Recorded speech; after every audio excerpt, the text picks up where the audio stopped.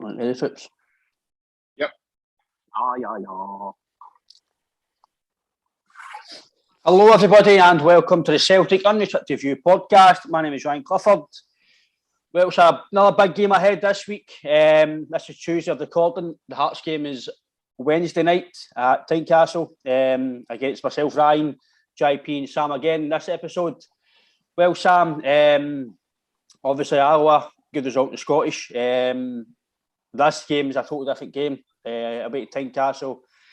Not a lot of Celtic fans will be there. I think maybe 1,000 if that. I don't think there's many Celtic fans there at all. So basically a full crowd of Hearts. Again, we all know how Tynecastle was a hard game. But I think obviously for the first game we played at the start of the season, I would say, mate, that we're very well more equipped, and I'm actually very more confident of playing Hearts, because the start of the season we were all really, let's be fair, we weren't in any great shape at all. So I think now, Sam, I think it's just, again, I know there's a few guys no fit, but I think we're very more equipped into the game against Hearts than we were at the start of the season.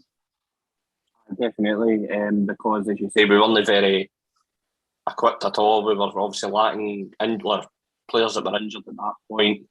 We needed obviously signings, depth, etc. So, and also we were it was a new team that was obviously still in the process of being built. So all the things you look at, and I think, me personally, anyway, obviously I don't know if yourself and obviously JP might think differently. I think that there was points where obviously I thought, right, we could have done this better or we could have done that better. But overall, I think we didn't play that badly for a team that, again, was only just in the process of being thrown together. Mm. And you look at it like Kyogo in particular, he'd only just came and trained that afternoon and then get through on the bench and then come on. So, as you say, I'm like you. I feel very more confident in Celtic playing the Hearts tomorrow, albeit obviously it is a difficult game. And even with the couple of casualties we've got, I think we've still got enough to beat them. I would like to think so, mate. Obviously, we all know JP, it's going to be a tough game. It may say time at Tynecastle. It's a tough game, but Hearts, to be fair to them, again, I know they only beat Auckland Talbot, but they're coming off a good victory. They've started well under Nielsen. They've got some good players. We're going to expect a physical game. It's going to be intense, I would say. And I think, like we've spoken before, we come on about next week, I think getting an early goal is going to be, I'm not saying pitiful, but an early goal would start the game off very nicely for Celtic. Yeah, it would. First of all, good evening, lads. It's another must-win game. Busy run of fixtures for us. This is massive in terms of any aspirations. I try to win the title. I think anything but a win would benefit us in the long run. If we don't win tomorrow, then it makes things extremely more difficult. And you've already put the 6 points back down to 4. So you certainly don't want to be letting anything slip. If anything, you want to try and gain an advantage. But yeah, expect a tough game. Tynecastle is always a hard place to go, no matter what teams feel good. Hearts are always a right dogged team at home. If you look through years previous, the results there have been very close. A lot of close results. Albeit there's not many victories for Hearts through the years, but yeah, I'm expecting a tough tie. They've got big physical lads in their team as well. I touched on it last night. Big boy Haring, big boy Halkett, obviously Shooter. Don't know how that one's going to play out, because we're here in the last game at Tynecastle, I think it was last week, when the league started back. But a section of the Hearts fans were all booing him every time he touched the ball, so he went for a bit of a hostile time, not just with our fans, but certainly with his own fans. I don't think they're too happy with him, and the fact that it's all right saying you're going to give your all, but back of your mind's always, he's moving on. So is he going to give his all? That's a big thing. Yeah, but we're obviously players down as well, which can make a big difference, although I don't expect it to, because the guys that we're there to call upon do have good quality. Boys like Neil Beaton, I think he perfectly fit into Cal's position really well. If not, you've got the new boy, Matt O'Reilly. They're listening to his podcast tonight. His interview, his presser. And he's ready to go. He gets it straight away. Right for the off, he says he came here and right away he was chased by 7 guys looking for his autograph. So obviously he's not kind of used to that coming from MK Dons. I don't mean that disrespectfully. I just mean he's signed for a massive club. And I think he gets it straight away. We just listening to him chat about the way he is in training, the way the boys have all welcomed him. He knows what's expected of him. He knows that he's coming here to try and wrangle the title away for Rangers.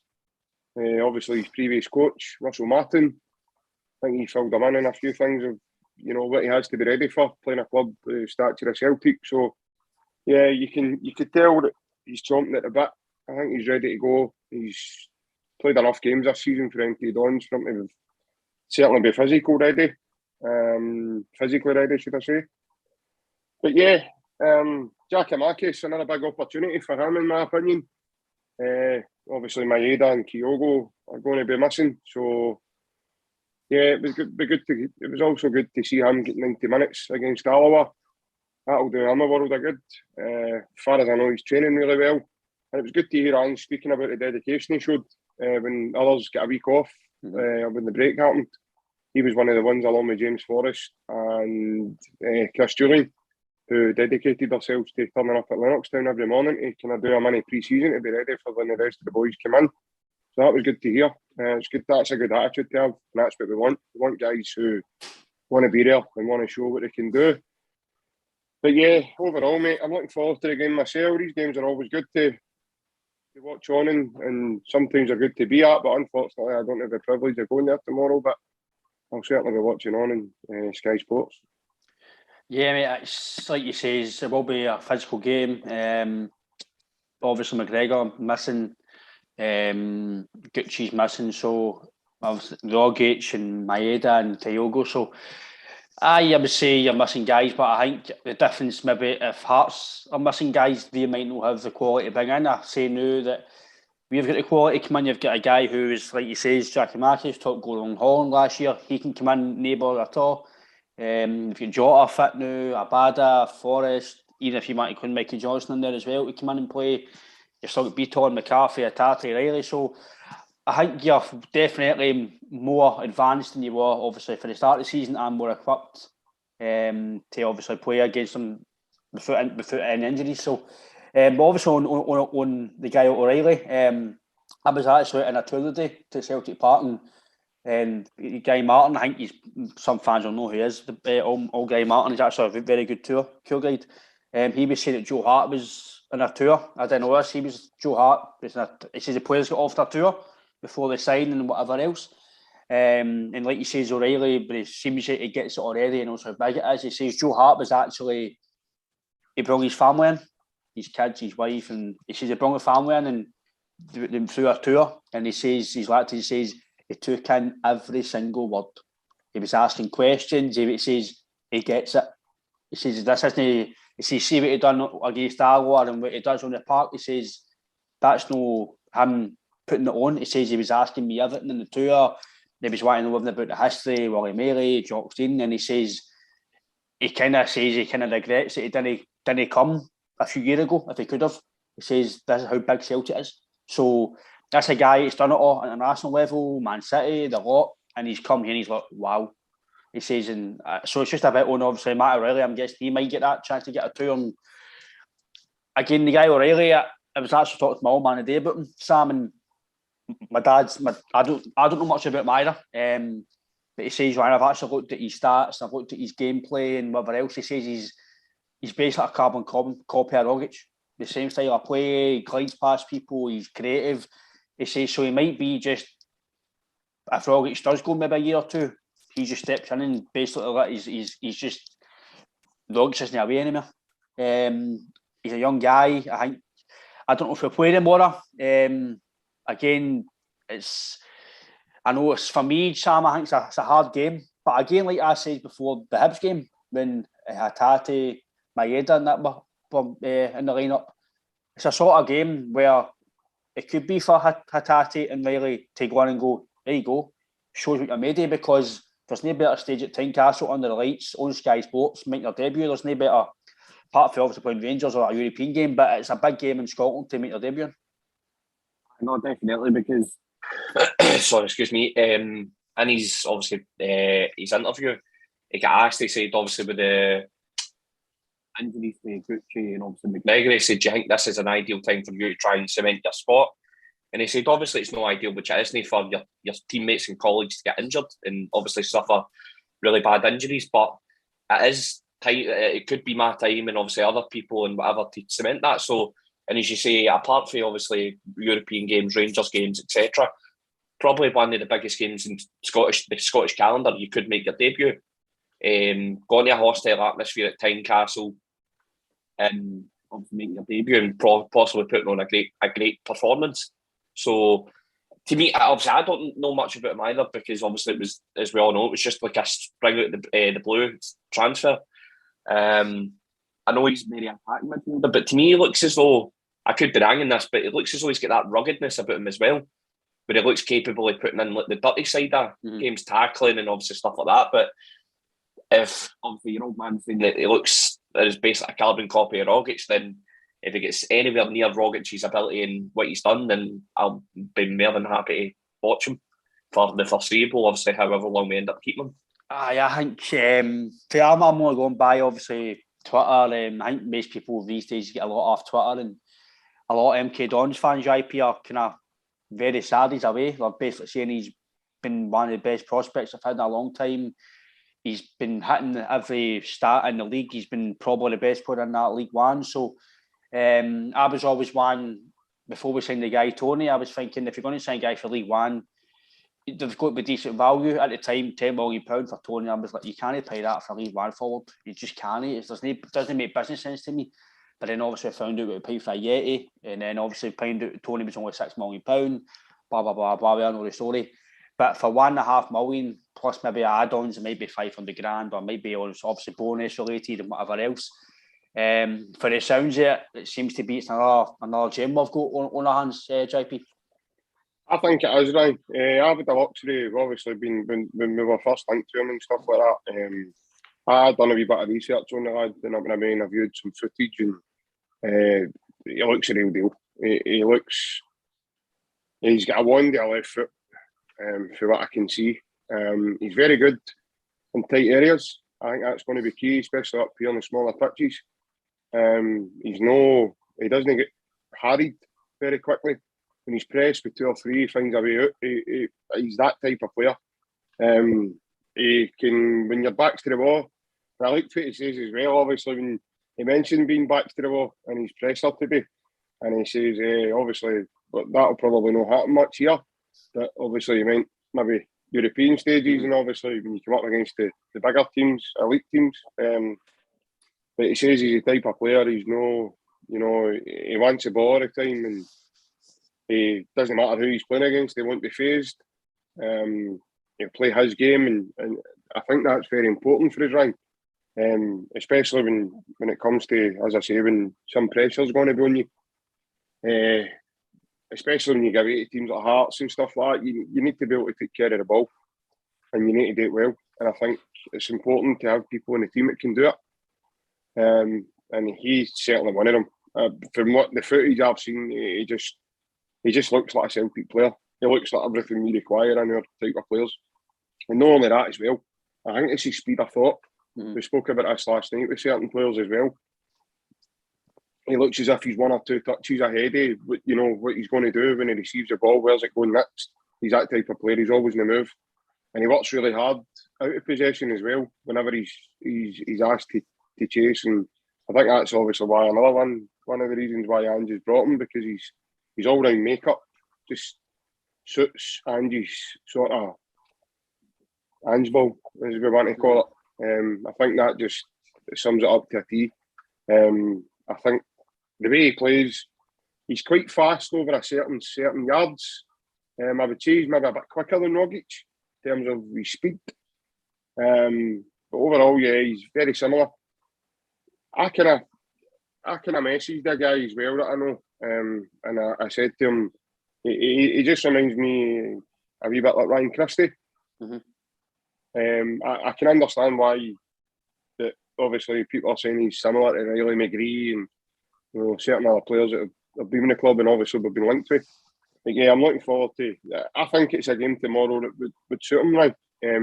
Especially coming in with Cal not being there, with Gucci not being there, and coming in to try and help the likes of Beaton. And I think the three will be Beaton, Hatate, and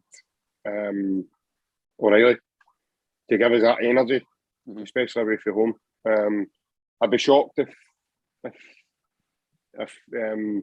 not shocked. I'll not be disappointed, but I would be shocked if he doesn't start for that. Like, because obviously, knowing the quality.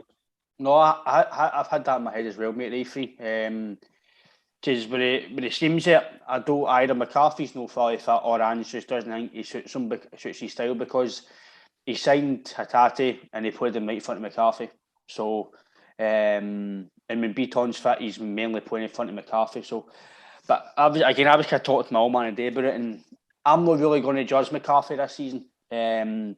I would say maybe he's got to Christmas next year to prove himself fully, and then if he's not done it, then it's obviously time to either get him on loan or just not play him in the 11 at all, because again he was without a club, and people will say Ryan, you're maybe full of rubbish, whatever, but see, if you've not got a club, there's only so much high intensity training you can do. You can go runs, you can go on the bike, you can go and do this, you can keep yourself fit, but if you're not training every day at a professional club, of course you're going to drop a level. And his injuries and his history of maybe not being fit, to win a club that's going to expect boom right away, it's got to take his toll. It's going to take him to time to bed in.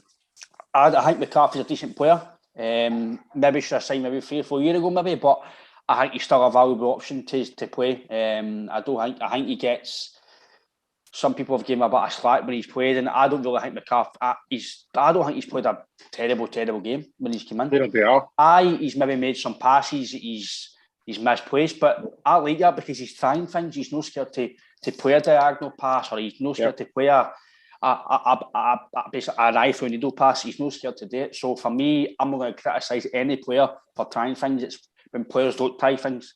What I don't like is when players just want to either play back all the time, play it to the side, and no want to be attacking. I'm all about getting the ball forward.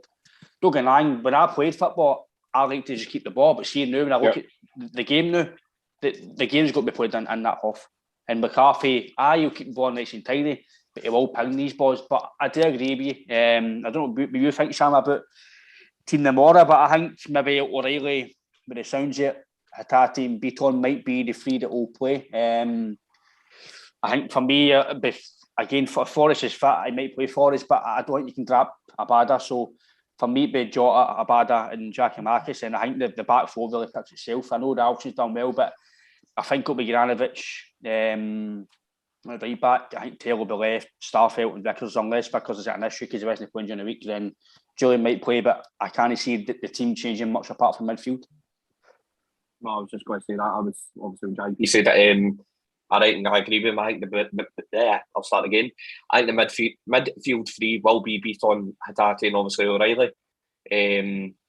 Because there's no, obviously with the injuries, but I think again, as Stripey said, it's a great game to throw him in the deep end. And obviously we all know Ange's done that way signings over the course of the season. With the likes of obviously Abada getting his debut at Michelin in the qualifiers. Obviously Kyogo getting his debut, obviously away at Tynecastle when they beat us. So I don't see the midfield three changing. I agree with you in the sense that I think it'll be Jota, Abada and Giakoumakis. And again, obviously the back four picks itself. So I don't see any wholesale changes getting made, to be honest. I just think with that midfield, obviously you've got Beaton, who is obviously completely night and day, but playing in his natural position in terms of how he's been over the course of the past couple of years.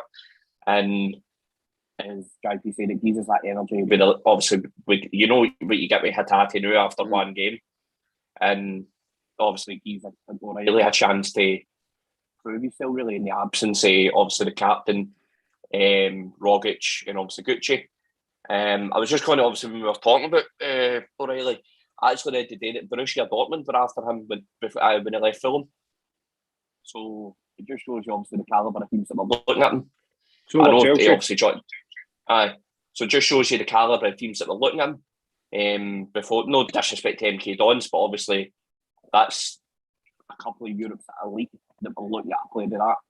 So I reckon I don't see the team changing much, to be honest.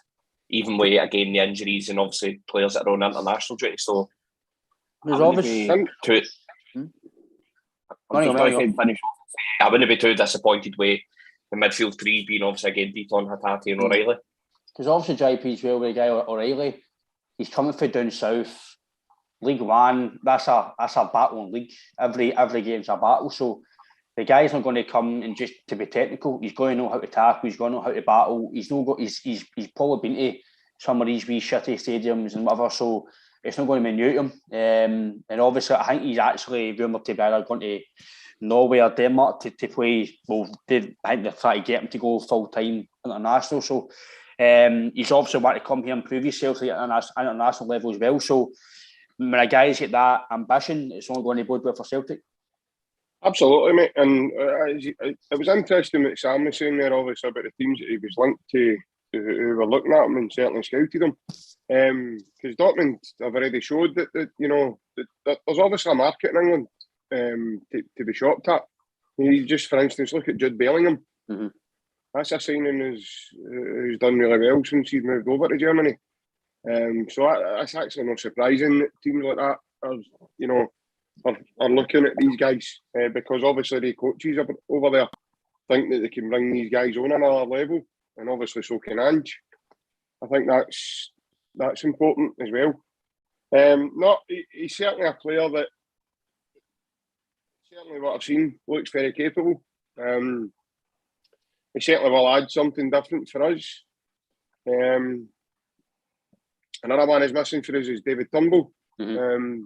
So, yeah, it's certainly an opportunity for the guy to come in and, stake a claim. He's been told, obviously, for the Ange, I'm listening to his presser today again, and he's certainly a kind of number 8 role, but he's a creative midfielder. So I think it's important that we get a box-to-box type midfielder. We don't really have that in a lot of the boys. Mm-hmm. Probably, other than maybe Callum McGregor, there's not really. Tom Rogic isn't a box-to-box midfielder.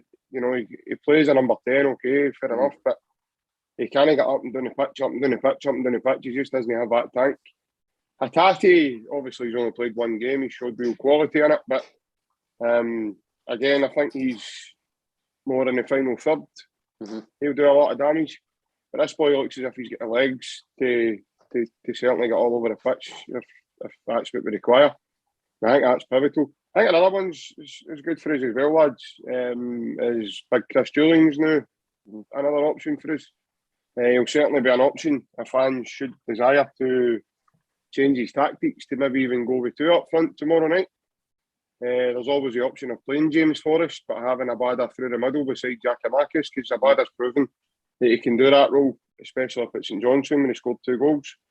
I thought he was outstanding that day. But I think right now Abada's one of the ones that's probably undroppable until he starts performing badly, because his goal return and his stats are just unbelievable for a boy's age. And I think it would be really unfair just to pull him out of the team just because obviously he's experienced okay in James Forrest, but I think it would right now it would be unfair. And I do believe, and I'm a great believer in, I wouldn't really want to tamper with things too much in case you start upsetting the flow. And maybe, the kind of, what's the word I'm looking for? The morale, the sort of, the flow of the team, the way the team are, the way they're going just now. You don't want the levels to kind of drop a wee bit. Mm-hmm. And it might take James another couple of games to get yourself back to normal, whereas Abada's obviously ready to go and he's flying. So he's one of the ones I certainly would leave in the team. But at the back, yeah, he's got plenty of options now. He can either play Taylor, he can play Scales, he can play Ralston, he can play Juranovic. He could even go with the option of having, even if he doesn't want to play Forrest, he can push Juranovic higher and certainly put Abada through the middle beside Giakoumakis. Giakoumakis strikes me as the type of striker, mate, that and all that he's going to be comfortable either being up there on his own and linking play, or he could probably play with somebody, you know. And Abada certainly gives you, in my opinion, Abada's the type of player that would give you something similar to Maeda and Kyogo in terms of getting in behind and using space. I think as well, like we touched on last night, Sam, if Giakoumakis is up front, you've got to give him service. And we've seen with the amount of crosses Abada and Jota put in, I don't think he's going to no get service. But there's having service and then there's having quality service. And for what I've seen for the big man briefly, he's got good movement. His touches are decent. So I have no worries about Giakoumakis running playing. But I think obviously you mentioned about the left back situation as well, JP. Obviously, Sam, there's rumours about they're trying to get Bolingoli away, so he's obviously getting out of the picture. Again, he's maybe sitting on, I don't know what he's getting, but he's probably sitting on £10 a week. He's sitting there getting paid money. I think it's best now the club just either get him on loan or get rid of him, because he's obviously known Angie's plans. But it's just weird how he came in and then he's no seen for weeks and then he came in again. So maybe he was just trying to give him a last chance to prove himself, but obviously, and definitely Sam, he's no cut it. Maybe the odd game against Rangers he was decent. Apart from that, he's another full side for Neil Lennon, I would say. I've been trying to give him a chance, but I think when obviously we'll talk about it again really about what happened obviously last season and really no cutting it on the park. I don't think there's any qualms about letting him go, Sam. No, definitely not. And obviously, as you say, we'll leave what happened last season. We obviously know it's obvious to this point now. That the minute that happened, it was done. There was no coming back for that.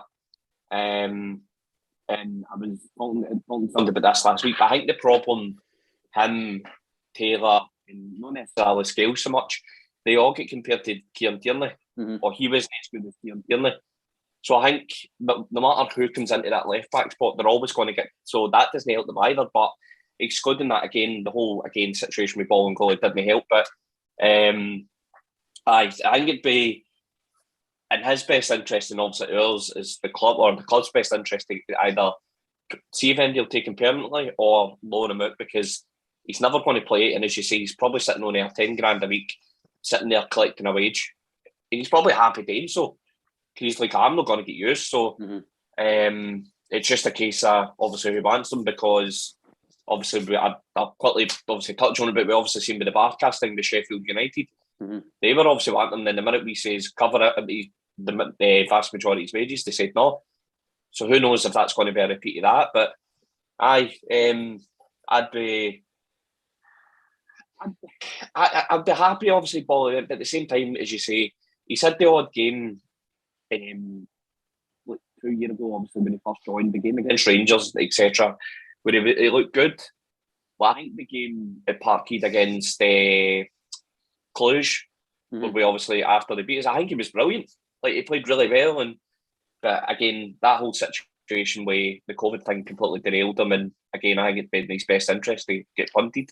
Yeah, mate, I think that's the cajoleness of the full fans. As soon as you do that, it's very hard to come back. Like we said about Griffiths as well, JP.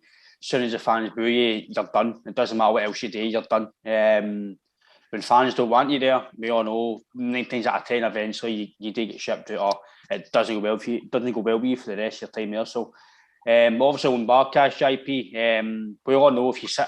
I'm not really surprised the guys on Twitter a bit, because if you sign a guy for that amount of money, he's going to be on good money at Celtic. You don't sign a guy for £5 million, don't give him decent wages. But obviously Celtic are trying to get some money back, with an option to buy.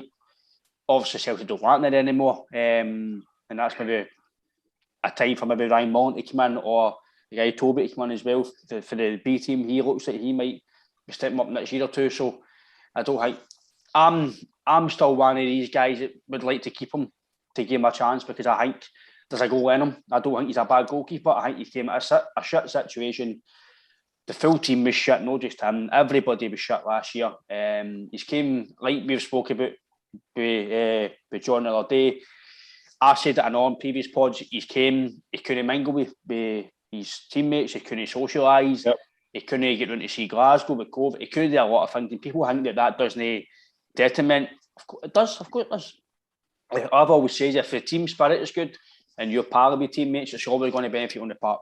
Yep. Obviously, we thought maybe Jackie Mackison might help as well, great teammate, but it's obviously JP, but it seems that they don't want him there. And I don't know if that's mainly because he's not good enough or because he's on that wage and he's not playing, they need to get rid of it as well. So I think for the best interests, obviously Barkas, I think himself it would be to go and play. I don't know if it would be best to just let him on loan to see how he goes, because it could be brilliant and then come back a better goalkeeper. But I think when he seems it, they just want rid of him, JP. Well, overall, it's just kind of not worked out for him, which is a shame, really, because obviously we paid a hefty price for him. I'd imagine COVID did play its part, and everybody that was, was involved, not just Barkas, but more so because obviously he's foreign, he's came from a different culture, he's never played he's probably never played at a club with stature of Celtic, and he's come in right away. He's made a couple of early mistakes, and everybody was just on his back straight away. And obviously he's no daft. He's on Instagram and stuff, so he must see social media. And when you right away, as you said yourself, mate, the Celtic fans judge pretty much right for the half. You're either good or you're not, and if you're shite, then your days are numbered, because they don't give you a chance to try and turn it round. The fans, they're fickle enough just to go, right, that's it, he's never going to be up there. They've done it with Alston, and he's stuck a finger up to everybody. He's went up, proved everyone he's wrong, and now he's all look like idiots because you're all choking in humble pie. And I like to see that as well, Ryan. I like to see people being proved wrong, and I'm one of them, because I thought Alston's days were numbered as well. But Barkas, no, I'm with you, Ryan. I think there's definitely a goalkeeper in him. He played against us, there 2 ties, they knocked us out of the Champions League qualifiers when Brendan was the manager. And he was good. And he kept him in the tie. He poked some really good saves off. I remember one at point blank range from McGregor, a volley, 18-yard box at Parkhead, and he tipped it on the post. No, he certainly looks. He's really good with the ball at his feet. He kind of suits the way Ange would like to play, playing it for the back. I think he's very comfortable with the ball at his feet. But right away, mate, I mean, I think he done 1 or 2 interviews just before he came here, and he was mentioning stuff like, he didn't want to be a goalie, and he was fed up playing in goals. And when he played with Greece at training, he didn't play in goals. That was something he already knew how to do. So what he used to do was play at left back when they're training. And you're just like, mate, you've just signed for Celtic. You can't become a baby, stuff like that. Like, why are you saying things like that on Greek TV? And it was just right away. I think he was judged straight away before he even put on the gloves. Mm-hmm. And then he came at a time, as you said yourself, that was a domino effect. One thing went wrong, and then everything went wrong. And then obviously, he caused a few goals. Just with poor decisions that he was making at the time. But overall, it's just certainly not worked out for him. And I think it's more benefit. I think he's just became a dad as well. I've seen a recent photo of him holding up a baby, and it must be. It must have obviously just the baby's only a baby. It's a wee boy. And there was a recent one he's just put up as well. It says on the road. I think he's on some sort of train or plane or wherever they're going, but they're obviously travelling to somewhere. So I think there's already something in the pipeline. He's on the way out the door. I know there was rumours today about a deal fell through for him to go to Sheffield United, which is a bit of a surprise, because they've got goalkeepers, and I thought they would have been quite happy with League One ways, as we called when he was up here. As I say, it'll be interesting to see what happens over the next couple of days between now and Monday. But yeah, I think it would benefit him and Bolingoli if they looked elsewhere, because it's going to get you a point, and you don't want it to get you a point, Ryan, because you've wasted that £5 million, so you don't want it to get you a point. And a similar situation arises that you need to actually do what you've done with Cham and take a hit and lose so much money just because he's not getting a game with the team, or maybe because he spat a dummy, or But Ange is obviously. I mean, Ange has previously said that he's not forcing anybody out the door. Mm-hmm. But I do think behind the scenes there will be conversations taking place, and he'll be felt that under no. I mean, he's gave Scott Bain a new contract, so obviously Scott's there for a reason as well, albeit it's beyond their belief. But and Joe Hart's there for the next couple of years, so unless you're super duper, I don't see anybody removing Joe Hart just now. Which he needs somebody to obviously challenge him so that he keeps him on his toes and he doesn't become comfortable as well. But I don't think Barkas is going to be the man to do that, mate, I'm afraid. No, but it seems, mate, I don't think so. I think everything you says, mate, I think most fans would agree with. But I'm still... I know you see these days people go with stats and whatever else, but I do go with my eyes, and there's no arguing with he's not been very good when he's played. But again, I thought against St Johnstone, I know at St Johnstone it's only one game, but I thought it looked like a different goalkeeper. I know he's doing the basics, but he was actually coming out for crosses, he was shouting, he was demanding. I'm like, yeah, he's a bit of a huge goalkeeper, and even when he bought his feet, he's actually better than Joe Hart when he bought his feet. When it comes definitely. His distribution is really good. Yeah, but obviously definitely. we all know Joe Hart's a better goalkeeper. That probably helps, Ryan, if he has been playing at left back and he's been playing outfield for Greece as well, I think. And I know it's all right, I was having a wee laugh, but obviously you can tell he, like, even with the bought his feet, as you're saying, mate, he's very, very comfortable. So you can tell he's obviously, he can play. Like, I mean, Fabian Barthez wasn't always a goalkeeper, he was a midfielder before. Yeah. And Ronaldo, the Brazilian Ronaldo, he used to be a goalkeeper. So when he started, he was a goalie. So it kind of doesn't really matter. But yeah, with the bought his feet, mate, you're right. He is very comfortable, and his distribution is very good, I think. And obviously Sam as well was talking about Montgomery going to Kilmarnock. So to me, that obviously shows that Scales and Taylor's going to be the two options. I don't think Montgomery will obviously get a game. So a lot of people have been saying he's done well and give him a chance. He's a youth player, but I personally don't think he's up to it yet, Sam. I think he needs game time. I think Kilmarnock would be a good move because they're trying to win the league. He might play every week because I think McInnes obviously knows him for playing up here. So they're playing it in the Premier League. So obviously, Montgomery, for me, Sam, going to Kilmarnock's a win-win. Done it with Ayer. I know Ayer was in the Premier League at the time with Kilmarnock, but they're looking to challenge to win the title. So I don't really see how it's a bad move if that is to happen.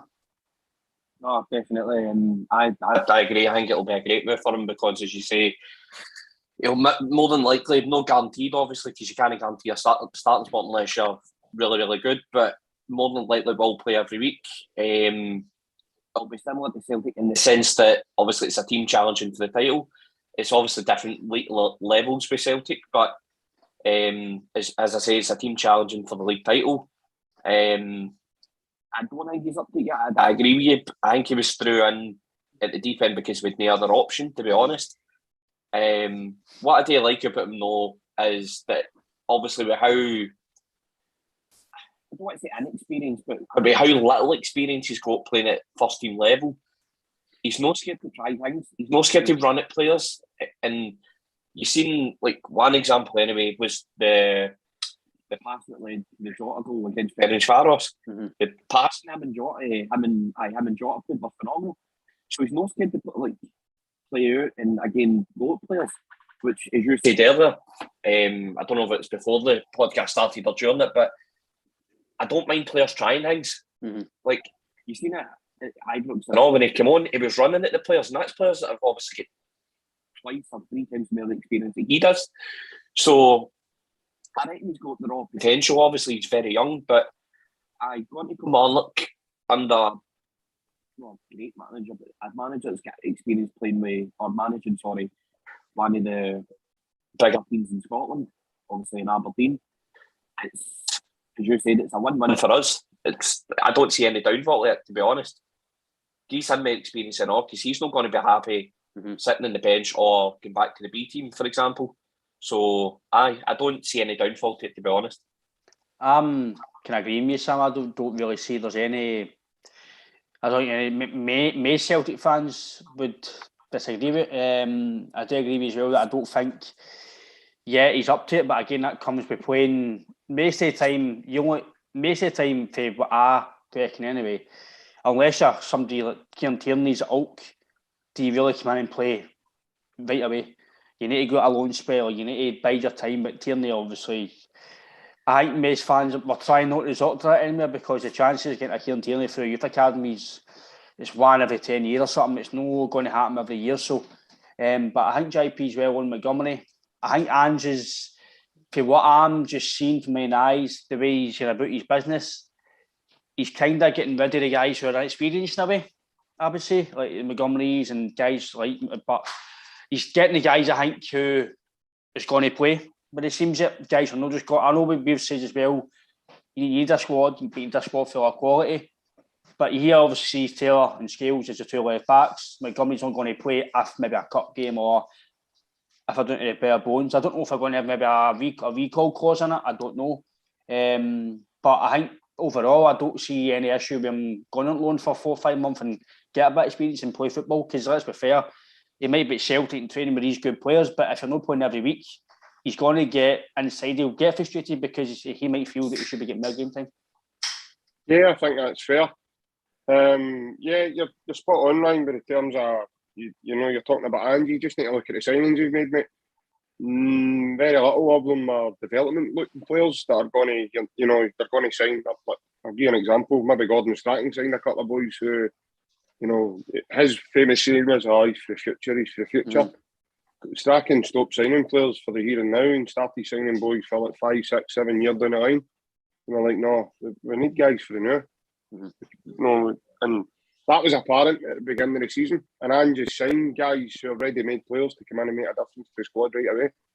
Very little have you saw, like, again, I don't like slagging players off. I don't like, because obviously they're professional, they're doing a job. I'm sitting here talking about them, so it just shows you the difference between them and me. But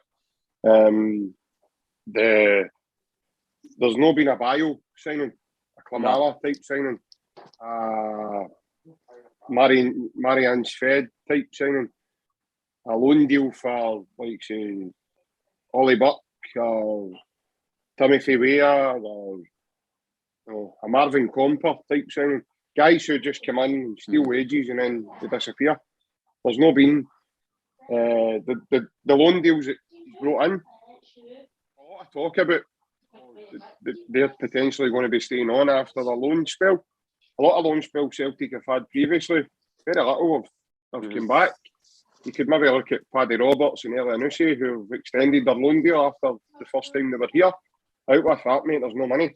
So yeah, I think it's clear to see that Ange is obviously some sort of vision, and the players he's all bringing in are players. And another thing I've noticed as well is a lot of players are coming in long-term contracts, mate. Mm-hmm. So he certainly has firm belief that these guys. I think what's more important, Ryan, is we've heard them talking about. I only sign players if they want to be here. Mm-hmm. I will never sell this club to anybody. You heard O'Reilly, there's a recent one. He says to the press today, I was only on the phone to him for 5 minutes and he had me sold on it right away. He told me where he saw me playing, told me a bit about, you know, to play. And right away I was, where's the dotted line? Excuse me. And that's an attitude that you want to see. Definitely, mate. And obviously as well, you know, we've said it as well, and you don't need to be sold for Celtic. You shouldn't be need to sold. I think Jota gets it already. Whether or not he stays or no. I know there's a few things. I've heard a few things behind the scenes that are happening, but again, I'm not going to put my hat on the ring because these things come out and you end up getting egg in your face. So no, I'm saying nothing. I'll keep to myself until what happens, and I'll. No, that's fine. We'll say. But again, I just know there's been talks, but again, whether or not that's talks that's going to happen down the line, but I just know there has been conversations. But that's, I think people have said that to Twitter and stuff, but I know single-handed there's been talks, so whether or not it's going to be Jota signing or it's just going to be whatever. But like you say, most guys come on loan here. Most of the time, like JP says, Sam, they don't really stay. when Ollie Buck signed, I was actually like, this guy's John Fitter is decent, he's quick, he's strong. He's just, for me, I'm not going to criticise the guy because he's made some money moves. He's earning an absolute coin. But he came here with raw talent and he leaves like for raw talent. But I just think he's too quick for his own brain. He's just so quick and he just can't. It's like he's still got to, I would say, how do you say? He's still got to go into mature into the game, even though I think he's older than me now. Only, but I think no, that's talk shit. He's maybe only 23, 24. I think he's actually 25 or 26 now, Ryan. I think so he's not really a young player anymore, but when he's at Celtic, Sammy looked a bit raw still. Like Abada's raw, but you see Abada's talent, you see Abada's got it, in my opinion. Fans might say he's not got it, but I think Abada's going to be a big player for us going forward. But I think on the loan deals, if a guy like Montgomery's going to go and play, then I don't see why, Sam, that we don't do it. Well, as I said earlier, it's in the sense you're not going to send them to, like, no disrespect them, but like an Albion Rovers, for example, that are a Diddy team. As I said, obviously. No disrespect, the Diddy team. Jesus. Oh my goodness! Did you say no disrespect and then just call them a Diddy team? Aye, sorry for any Albion Rovers fans on this. Anyway, if there's any Albion Rovers fans, Sam isn't speaking for us all. Sorry. Listen. The stadium's good, the pies are good, right? So give them a break here. They're a community club, Sam. Right, but what I meant was the fact that apparently the football team's not that great, folks. But that's not for me to say. I'll let Sam continue. Right, but you've kind of just threw me under the bus there, but aye. But throw yourself under the bus, mate. You need to dig out that hole yourself. I'm done. But anyway, what I meant was obviously the fact that, as we said earlier, Commander can obviously a team challenging for the league title. Yeah, Albion Rovers maybe. To be honest, I don't pay much attention, but that was just the first team that came to my head. But as I said, if we draw them the cup next season and they beat us.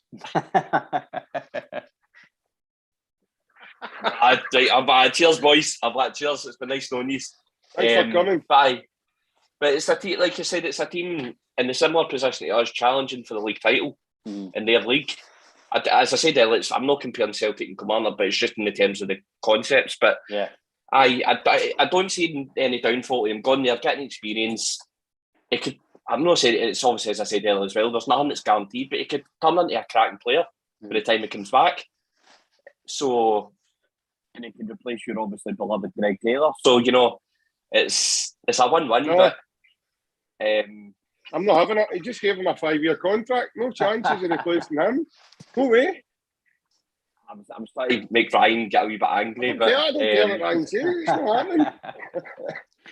Aye, as I said, the end of there's no downfall. Like you look at obviously some loan moves and you think, really, like, is that the team you're going to? But I really don't see any downfall because, like, you look at the likes of who's I'm not saying he's obviously good now, but the likes of Scott Robertson who went to, was it Gillingham? I want to say Doncaster, no, something like that anyway. But obviously it was a team down in England, and you see him. They're raving about him, and obviously now Leo Connor, who's joined Tranmere on a permanent deal, he was getting man of the matches every single week. I know it's different between obviously Scotland and England, but my point is there's one of these lower league teams. I'll say lower league instead of Diddy teams, right? That's where I'm digging myself out. But one of these lower league teams in Scotland and England, and they're obviously playing well. So it's giving them the experience, but as I said earlier, Montgomery's got the raw talent there. It's just a case of he was rusted in our first team in the option. So giving him that experience might set him in good stead to come back and try and push for a first team left back spot. I'm not saying he's guaranteed it, obviously, but it'll give him the chance to show himself more. No, I agree, mate. It'll give the guy experience, game time. Again, playing every week's better than sitting on the bench and training. So. And that's a mention at the start of the podcast, but obviously JP, sad news today about Wim Jansen passing away. Again, I knew he was not well, but I didn't know it was obviously that not well. Again, I think we send the condolences to his family and friends and everybody close around him. And I think there's not really anything I really need to say. I think what the man done for us kind of just tells itself. Obviously, signed Larsson, brought some other good players to the club, and eventually stopped the main thing that we try to get and stopped the 10. So I don't think I need to send JP. I think I'll let you see your wee bit to him, mate. But I think for me personally, it's hope he rests easy. And again, I don't want to ever be forgotten at Celtic. No, definitely not, mate. You can just see that today with all the tributes that have been getting put out to, and obviously deepest condolences to his family and close ones round about him. Yeah, magnificent. Again, I was only 14 when he was a manager. Obviously, I remember that magical day. It's probably one of the best Celtic games I've ever been at. Me and my dad, as I say, I was 14, young boy. Then the Jock's team stand was still getting built in. It wasn't quite ready. It was just like an empty shell sort of thing with terrace. It was like stairs of terracing sort of thing. So the ball went out. One of the stewards had to run away up to get it. So that was still in the kind of pipeline of being built at the time. So it was quite weird. I was in what's now the family section.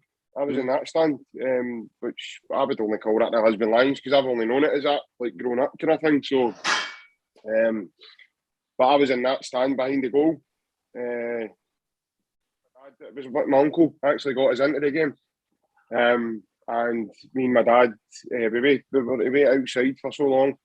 It turns out we waited it longer than we expected because we missed Larsson's goal. Obviously, we only got to see the highlights of that on the TV, but we missed it live. But we were there in time, obviously, to see Harold's sort of clincher. But we played really well that day. So did St Johnstone, but not so as well. We were right up for it. You could see the players were hungry. And yeah, it was a magic day. And it's the first time, probably one of the very few times I've ever seen my dad actually cry.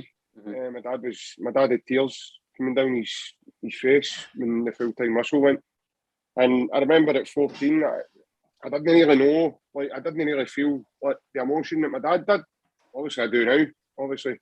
But it's a very vivid memory I've got, and probably something that will follow me the rest of my days. But for myself, it was sort of unheard of when we signed him now. He's came a similar path to Ange. We got him for Japan. So it's probably a wee bit in common there to the Celtic's current manager. And nobody had ever heard of him. And it was a sort of, I kind of run a deal your way. It was a kind of makeshift backroom team. He was kind of happy. He'd known about Murdo for his time at Borussia Dortmund. And that's how he asked Murdo McLeod to be his number 2. And he made, you mentioned there, mate, he made some really key signings. Larsson, he brought in Craig Burley, Paul Lambert, Matt Reaper, Darren Jackson, Harold Brattbach. Yeah, he made some really good signings, and obviously we went on to win the league and cup double that season. And I think the main one was we stopped the other side doing 10 in a row. And the stadium certainly wasn't empty those days. So that's probably another big plus as well. There was fans at every game there to see that season.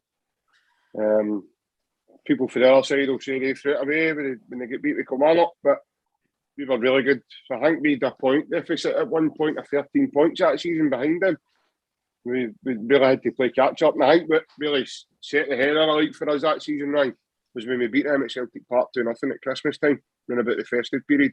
I think it might actually be New Year. With Burley and Lambert. Lambert's goal was a screamer. I can still see that goal now. That was a beauty. Larsson obviously didn't get after the biggest of starts. We thought he was a dumpling. As I said, I've mentioned this before. He sets Chick Charnley up for a goal. Obviously, Chick's got to go on and score, but he goes on and rifles it right into the bottom corner and away for the goalie. Jonathan Guild, that was another signing. He had a really good season that season as well. Didn't go on to have a great career after that, I don't think.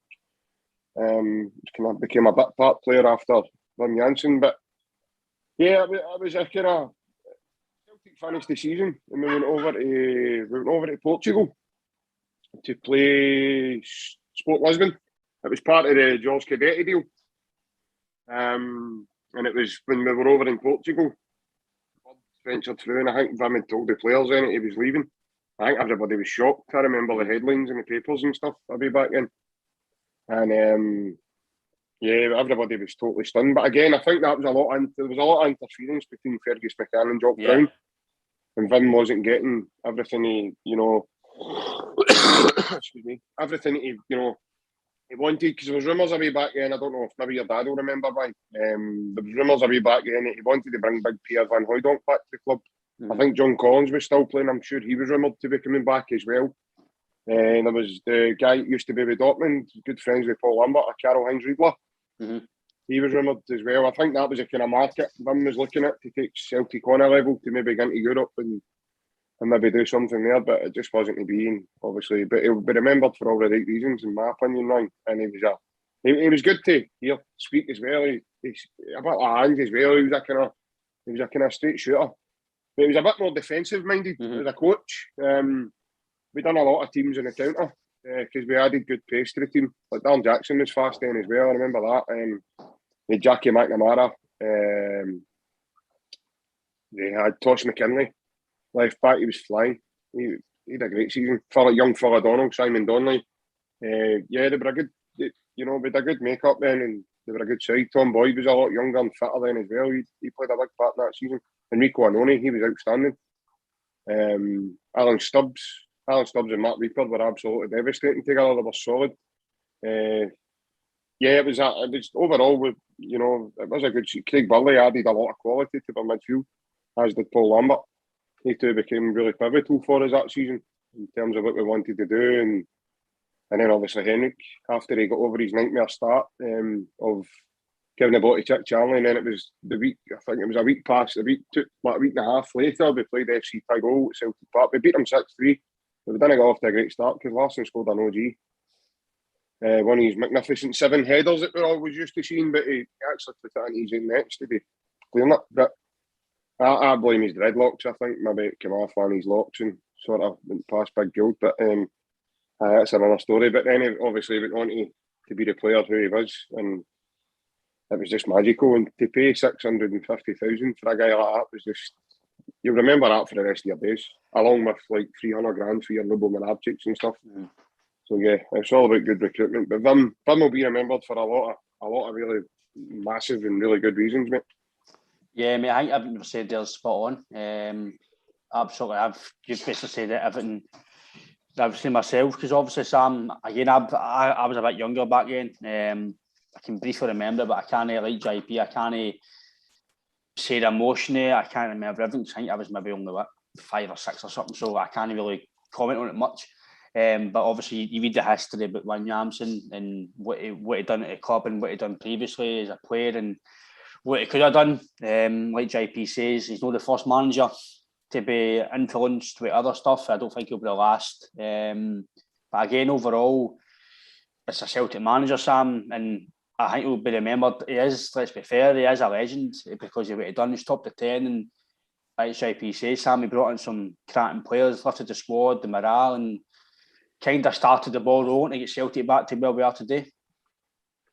I know, definitely. Just obviously following on, just obviously condolences to again Wimley's family and friends. But I need digs at obviously both of you, but I'm obviously a wee bit younger than all you, so I probably was about 1 or 2 roughly, around about that time. So obviously, like yourself, Ryan, I can't vividly remember it, because again, obviously I was very young. But obviously when there's no introduction needed or no words, like everybody, it's obviously both of you have said everybody knew who he was.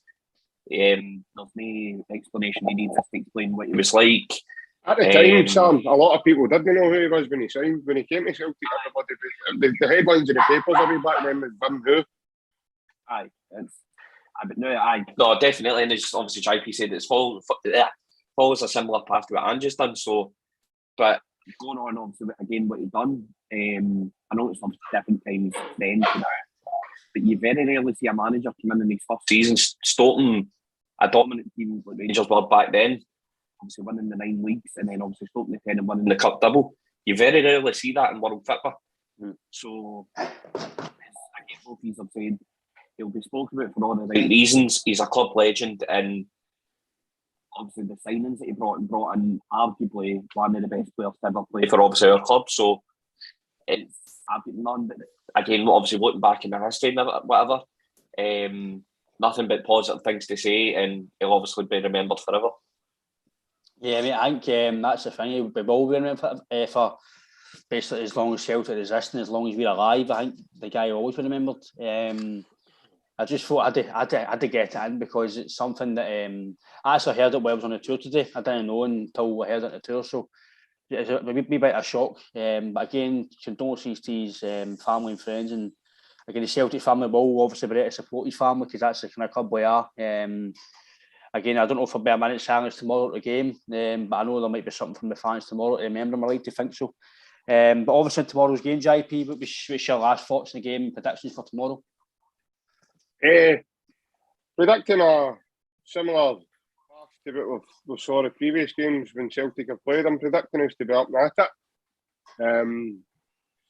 I have said it previously, Ryan. I've even said it in the group chat and that a few times as well. I think now it's pivotal that we're fit to the throttle and fit to the flare as we mean to go on. No silliness, no dropping points, no start setting the tone, set markers early doors, let teams know, like, listen, see when you players, you're going to get a fucking game here. You're going to get railroaded and you're going to get chased, harried, everything. You're going to get nailed to the flare if you're not at it. We're going to do you. And that's it. And that's the attitude I want to see for you. I want to see you right out the traps, flying, here we go. It's got to be a hostile atmosphere. I want to hear players will just thrive off it because they're used to 62,500 at Parkhead. So that's not going to hinder us. I mean, our players get better when players boo them. We've seen it. You know what I mean? We were booed and hungry this season at Fenwick Barrows. We scalped them 3-1, getting on about 5-6. Could have been easy. So we nearly beat Leverkusen. We were so close. We had a couple of daft decisions we made in the game. Again, there were sections of their fans. I could hear it on the telly. They were booing us every time we get the ball. Their players just thrive on it. Guys like Jota and Abada and these boys they've came for teams that are, you know, Jota played in Spain last season. That was it, Zaragoza, I think it was, Ray. Sociedad, wasn't it? It was something like that No, anyway. I think it was Real Zaragoza because it was Ronaldo, the Brazilian Ronaldo owns him now. So I think it was him. He was on loan to, and that's what he says. Like that helped him here. People booing me, doesn't like make me play bad, or they think it's going to hinder me, whereas I just thrive off it and show them even more what I can do. And you can gauge after pressers, Ryan, and how, you know, the way Ange, I mean, Ange just doesn't light up. He doesn't strike me as the type of guy that's going to light up. He knows what's required, and he knows what he wants to do. The players know what he wants to do, and the players are all there. You can see they're all playing for him now. That's another thing that's obvious. And they're all high-fiving, they're all smiling. As I say, when they're on the park, everybody wants the ball. Structured in the way they do things, and I just Celtic are going to be really no at it. For me, for Hearts to upset them in any way. I'm not saying Hearts are a bad team. I don't want to say they're a diddy team, Sam. You know what I mean? But they're not a bad side. But they're sitting third in the league. By the way, they've just come up last season, this season for the Championship, and they're sitting third in the league. So it shows you the remarkable improvement they've made. And I've got a manager who is enough to know the game. He knows the score. He knows what's required at a club like Hearts. He's been there twice now as a manager, so he knows the demands. And obviously, they'll be at it. So it means we're going to need to be at it. But I think their game is going to be try and get in their faces, try and upset us, try and put us out of rhythm, try and nick a goal off the counter-attack if they can. But I want us to start early. And obviously, if we do, I can't see anything but a Celtic victory if we turn up and play the way we can play. No, I'm with you, mate. I think in general this season, starting from now, if we're at it, I can't see any team beating us in Scotland. But again, it's when we've got to be at it. Like we says, we are. if Celtic didn't turn up, Alloa could have a chance. But that's really, it's going to take Celtic to be maybe 4 or 5 players totally off it. But if every player's on it, I think it's going to be half of any team to beat us. But we all know, like you say, for me personally, I know what Hearts are going to be like. They're going to come out at us. They're going to try and rough us up. There'll be wee sneaky elbows flying, there'll be wee sneaky tackles. But none of nasty way. It'll be streetwise like it was the first game. But again, decisions. Hopefully the referee's strong enough to give him maybe an early booking if it is an early tackle and stuff like that. So, because we know the referee's John Beaton, so we'll soon see. As much as I know we all give John Beaton a bit of drip, the guy is, in terms of Scottish football, a strong referee. He might not be the best, but he's one of the stronger ones, I would say. He is one of the ones in your face and stuff. So, again, hopefully, he's the sort of guy we'll get decisions if we can, because the last game at Tynecastle, some decisions we didn't get, and it obviously impacted the result. So, but for me, I agree, JP. I think roughly, I think the team will be what we've said. Maybe the odd one might change, but if that's your team, I'll be quite comfortable. It's getting the 3 points, and I think again, if we start early that we have recently in the league, then I can only see one winner. But again, we've said this before, and we've not got the points. But I think if we perform to what we can, Sam, I can't see any reason why it shouldn't be a Celtic victory. I know, definitely, and obviously, like he said, we need to. Obviously, this game, as we say, we take one game at a time, but we just need to put our foot down and just go, do you know what, we need to go and have a go at this, because there's no other sort of way around about it. Again, obviously, take one game at a time, but looking at the stretch of games we've got, that to me, personally, is the games that will decide if we win the league title, because you've got the likes, obviously, Hearts away, Aberdeen away, obviously, them at home next week. So games like that, again, against tough teams, will decide that. But with Hearts, obviously, in particular, they're a rough team in the sense that they'll obviously get in your face and try and make it difficult. But I can't see with the players we've got, even with the players and I say reserve, sitting on the bench we've got, I don't see anything but a Celtic victory. I hope so, mate. But again, the last bit before we go, again, condolences to William Jansen and his family. A lot to us and most fans is a Celtic legend, and they will be remembered forever. But again, Sam, JP, thanks for your time, lads, and hopefully for a good victory tomorrow. Cheers, lads. Hail, hail.